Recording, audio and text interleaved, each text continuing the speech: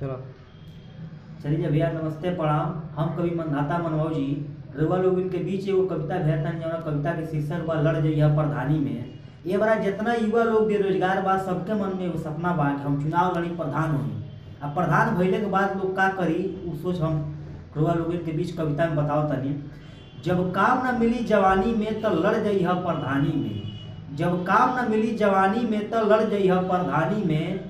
पता जरूरे चल जाई कि बाढ़ कितना पानी में। पता जरूरे चल जाई कि बाढ़ कितना पानी में। एक बेर जो जीत जइब तो दुख सारा टल जाई।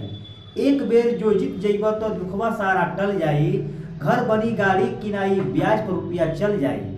एक बेर जो जीत जइब तो दुखवा सारा टल जाई।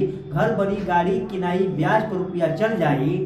कई पीढ़ी सुखी हो जाई रही नहीं परेशानी में।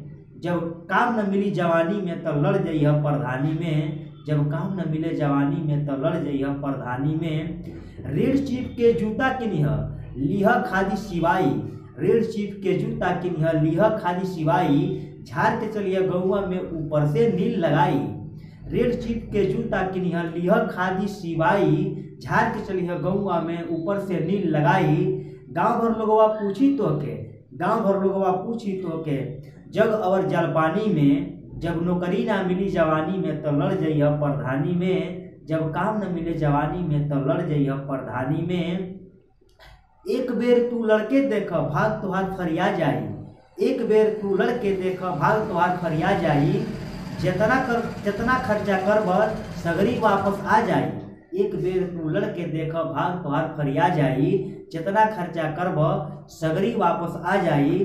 5 साल पूरा लाभ होई 5 साल पूरा लाभ होई रहबा नाही हानि में। 5 साल पूरा लाभ होई रहबा नाही हानि में। जब नौकरी ना मिले जवानी में तो लड़ जइहा प्रधानी में। जब काम ना मिले जवानी